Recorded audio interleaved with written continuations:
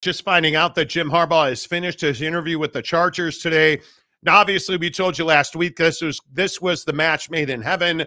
Both seem to really be comfortable with each other. I would not expect a decision today. I think there are a lot of questions to be asked and answered by both sides of this. Jim Harbaugh wants an exorbitant amount of money. He is reportedly, according to sources, asking for $12 million a year, which puts him in the top 5 coaches in the NFL should he get it. And Jim Harbaugh wants, allegedly, to have full control over the offensive roster and would like some input into who the next general manager of the LA Chargers is. And listen, I get that. If I'm Jim Harbaugh, I probably would be asking for that same. Now, $12 million seems excessive from a guy who really has not had a whole lot of success at the NFL level, but he is coming off of a national championship. And if you're going to start high, you might as well go really high.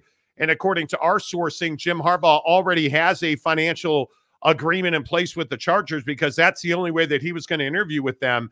And I would also note, Jim Harbaugh, this is his only interview that we know about. I am told he does not have any other interviews scheduled, even though he has many teams asking to interview him.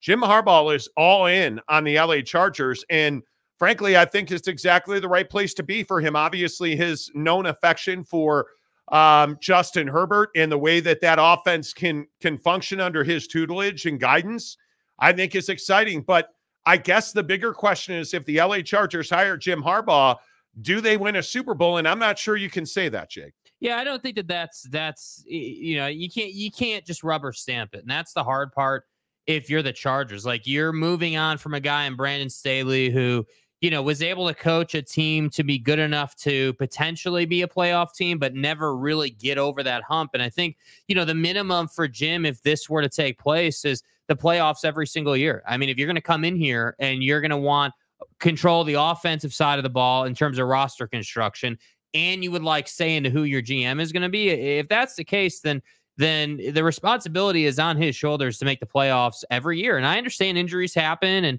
there's really no telling how healthy or not healthy you'll be in the second half of the year when the games matter the most. But that's the reality of the NFL. And you don't get that kind of free pass that you do in college football at the NFL level. It's either you win or you don't win. And guys are going to get fired for that exact reason. Good example would be Mike McCarthy in Dallas. That's a conversation we'll have. Like, that's Jim Harbaugh's plight, if you will. That's Jim Harbaugh's situation. So, yeah, I mean, can they win a Super Bowl? Yeah, sure. I think if you're the Chargers, you're thinking, okay, this guy just won a national championship, clearly knows how to win ball games, but at the same time, do his tactics at the college level translate to an NFL locker room? And to me, I don't know that you can definitively say that. Obviously, he had the deep playoff run with the 49ers, but it's not like he left the 49ers in a great place. It's not like when he left, to go back to the college game, the 49ers were like, yeah, we just had a bunch of success, and Jim just wants to move on because he's more passionate about college football. That's not where your team was at. So for me, I look at this and I just simply say, hey, Jim, like, you have to come in here and perform, bro. Like, you can't be asking for, $12 million a year and like having all these things prearranged. If you're going to come in here and be mediocre, that's not going to work for you. Well, I don't think anybody expects mediocrity. I think if you're the former San Diego Chargers who should never have left Jack Murphy Stadium, and you and your clown ass owners want to go ahead and chase a guy the caliber of Jim Harbaugh, that was probably strong. Probably, but my point is the Spanos family are not known as the greatest, franchise operators. And again, as details start to trickle into the Monty Bat phone, like you're hearing that they didn't talk a whole lot of football during their interview today. That today was really much more of a get to know you personality type conversation, which is surprising because Jim Harbaugh, he played for you. You'll remember back in the day, he and Ryan Leaf were on that team together. And I think if you are the Spanos family, and if it is indeed true that there was not a whole lot of football talked about in that interview today, that's kind of surprising. But maybe all the football that you need to know. Here's the thing that would concern me if I am an LA Charger fan about hiring Jim Harbaugh without talking football. Are we going to get the Michigan plotting methodical offense in Los Angeles? Because if so, I'm not that interested. I am interested in running an NFL-style offense where we throw the ball all over the place and we upgrade our skill positions, because that's exactly what this Charger team needs. I don't know. Are you buying or selling the idea that they didn't talk a whole lot of football in Jim Harbaugh's interview today? It would surprise me a little bit, but I think if I was the Chargers, I'd be asking about, hey, like, what exactly went on? You know, like, what kind of program did you run at Michigan? You know, are the allegations true or not true? You know, like, that stuff would matter to me. I would just want to know, like, hey, Jim, like, you know, over the summer, can we expect like a bad media week because you did this whole thing at Michigan? Or is that all just baloney? Like, you know what I mean? Like, if I'm the Chargers, like, I want to understand, like, hey, like, what is the blowback going to be from the baggage you left behind? So, what is it? Furthermore, that's a really good point. And I'm not worried about Michigan. I'm worried about the San Francisco 49ers, because when you think back about Jim Harbaugh, he left the 49ers in an absolute wreck. That was one of the biggest meltdowns I think we've ever seen from a Super Bowl caliber team. And a lot of people want to point to the idea that Jim Harbaugh, you know, obviously got the 49ers to New Orleans. That's great. But that team melted down, and quick. And why did it melt down? Arguments with management and ownership. And if you are the LA Chargers, I think it's just rubber stamped that Jim Harbaugh is all of a sudden going to play nice in the sandbox. He's got the largest contract extension in the history of Big Ten football sitting on his desk, and he's refusing to sign it at Michigan. So you're looking also at a situation where, back to the Michigan issues, this is a guy that's managing a program that is self-admitted that he took part in major NCAA violations. Facts. So if you're not talking football, maybe you want to talk management. I don't know. Maybe you want to talk relationships. I don't know. But Jim Harbaugh, and I think this is, you know, with all the excitement around Charger fans right now, I think one of the things you need to do is be very measured in hiring this guy. You know who Jim Harbaugh is. He's a pain in the ass. He's a guy who does it his way no matter what. And does he win? Sure he does. But how will he win you a Super Bowl? And if he doesn't, how ugly is the parting going to be? And I think that is significant. And I think Jim's always in a position where he's getting paid. So for Jim, it's like, hey, I don't care. Well, and if he's asking for $12 million a year, you're looking at a $60 million contract. You see what I mean? Jim's just sitting here like, yeah, I'm getting paid, you know, top end money, and I'm just going to try and win a bunch of ball games regardless of what rules I break or don't break. Like, on some level, I have to say to Jim Harbaugh, kudos. You know how to game the system and win something and do things a certain type of way. But the problem with that is the side effect is you leave all your programs in the dust in a dumpster fire. And at some point that catches up to you. Now, I'm not saying that that's going to catch up to him with the Chargers. I don't know. But if it is true, to your point, they didn't really talk football today. They had some other life conversation, get to know you, which, again, to your point, I kind of find hard to believe, because you know this guy. Like, what really are you talking about? Because if I'm the Chargers, I'm doing risk management right now in my first interview with Jim Harbaugh.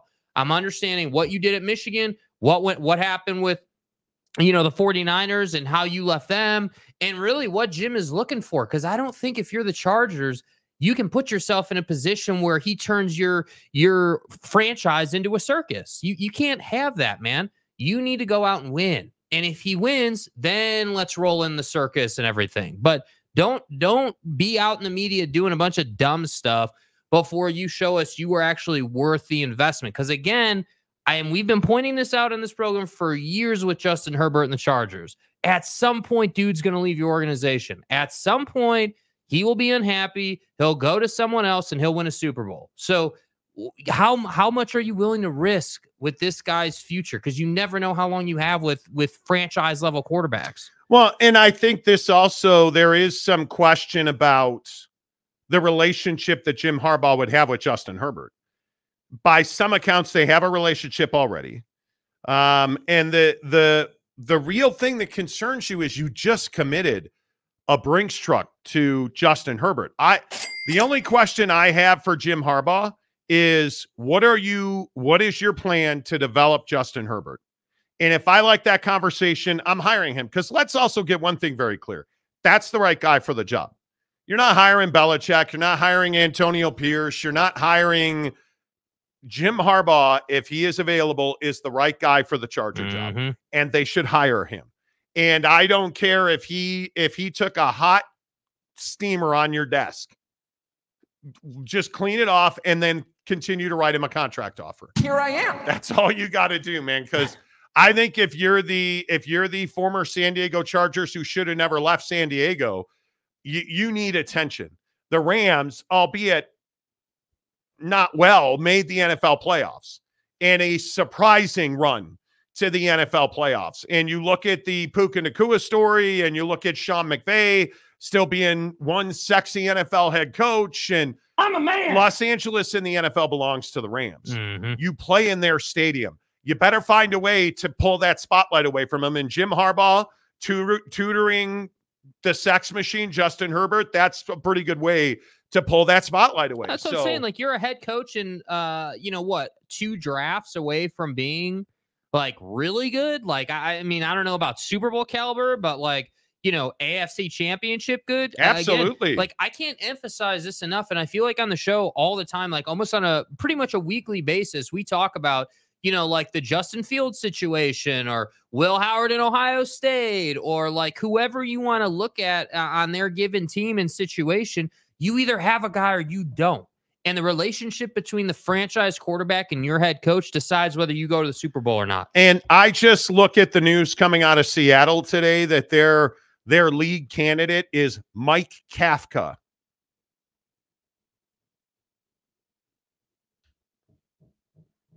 Okay. Man. All right. Next question. Well, thank God Jed Fish is in town. Are you kidding me? Do you want to be the Chargers and your league candidate is Mike Kafka? The Seahawks reportedly really like Mike Kafka. Yeah, I'm not talking about that. That makes that makes my groin tighten. I said Mike Kafka. I want the best people. I'm sorry, you forced Pete Carroll out to hire Mike Kafka? That better. Is it possible that they could ride the D? I mean, are you kidding me? That better not be. That report had Maybe better be defense first, dude. Maybe. I don't know. And listen, I mean, the Giants offense the last few, they've been terrible. Daniel Jones has developed not very much at all under Mike Kafka. So go play intramurals, brother. You need to hire Jim Harbaugh. If you are the LA Chargers, I think it's a no-brainer. But like the Seahawks, you don't have a quarterback, bro. Sorry, Gino, you're not that guy. Like, you're a career backup who's playing 4A NFL football right now. So you are. Yeah, and I think if you are, and again, this is that philosophical thing, you guys, that we always talk about, and I know we do it almost every time we get together here, but if you are Seattle, what do you want? Well, you don't have a quarterback. Gino's a placeholder, right? I think we all can agree to that. Yes. Gino's a placeholder. So you don't have an identity as a football team. Okay, let's shoot down the coast and go to Los Angeles. Well, I mean, we should be going to San Diego, and I'm never letting that go. Anyway, the point is, let's go to Los Angeles where the Rams play football and look at the LA Chargers. You're an offensive team. You just had a defensive coach. You're either hiring, I think there's only 2 names, Jim Harbaugh and Jim Harbaugh. That's it. Those are the only 2 dudes. And if he doesn't work out, you're going to Ben Johnson in Detroit. That's it, right? Like there's no defensive coordinator in this league who should be the head coach of the LA Chargers. Totally agree. None. You look at the disaster the Chicago Bears are currently dealing with. Anybody see painted fingernails at USC announced for the NFL today? Yeah.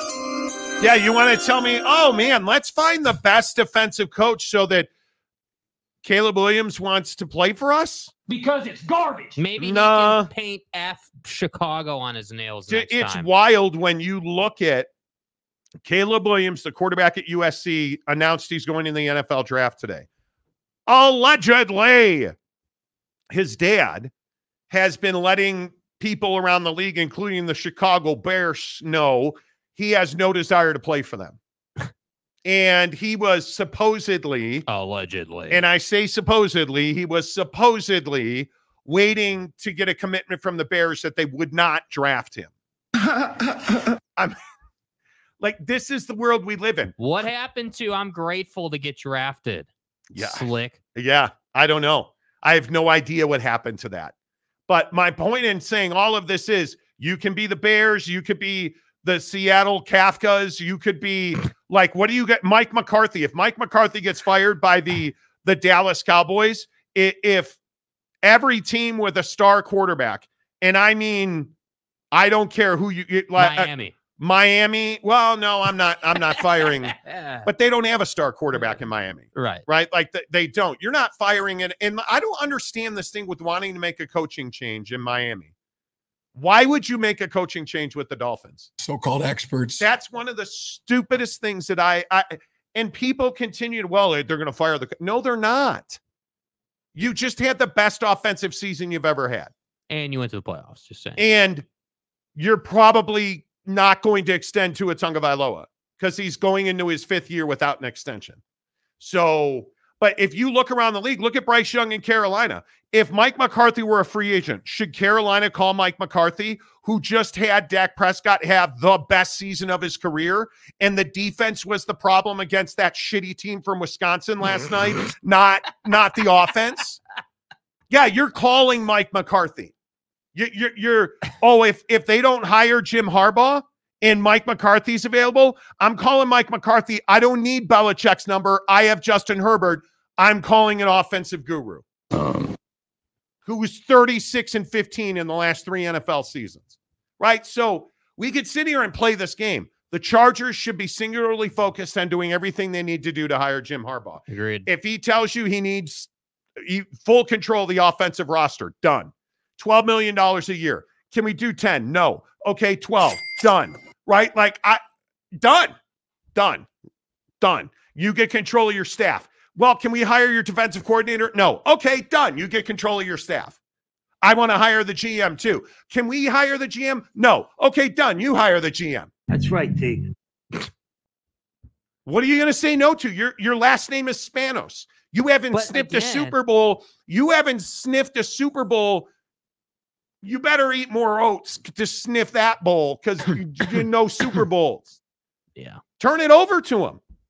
Because what choice do you have? Yeah. The Spanoses are good at messing it up, so I do not doubt their ability. I don't feel better about my Bears after that. I thought today, I thought having a conversation about the terrible situation that the should-be San Diego Chargers find themselves in would make me feel it doesn't. The Bears, do you guys understand? I watched exactly what we thought was going to happen to the Dallas Cowboys, happen to the Dallas Cowboys, and it didn't make me feel better. Didn't make me feel. I'm watching the Pittsburgh Steelers just hand the game to the Buffalo Bills, and it doesn't make me feel better. But Matt Eberflus doesn't. He's still there. The Flucinator is still there, and I don't feel better. You know, like Belichick getting his ass run out on a rail in Boston. I was like, who fires that guy? And it's like, oh, yeah, I'd do that too. Good move by you guys. Damn. Bears kept the Flus. Like, it is what it is. Oh, bro. It is what it is. Let's get your comments in here today. As always, presented by our good friends at BuckedUp. Yeah, I need my buckshot today. It's cold. Yay. Bro, cold. Do you want to live in a climate? In the last decade, I've lived in both. Do you want to live in a climate where it's always too damn hot or where it's always cold? This cold, it's 27 degrees out today. It's going to be 7 degrees tonight. Bro, I thought you said 7. I said 7 degrees tonight. It's going to be 7 degrees tonight. Not 8. 7. Bro. Degrees. Dude, what are we doing? Not playing golf, I can tell you that. Pounded buckshot, though. 200 milligrams of naturally sourced caffeine. I love it. I think you guys know this. I'm a huge fan of the buckshot. Blue Raz is easily my favorite flavor. And you know the thing I love about it? It's 325 Mountain, 225 Pacific. By 3 and 20 minutes, I'll have more energy. I'll feel better. My brain will be clear. This headache I've been rocking low-key all day, it'll be gone. Like, I love it.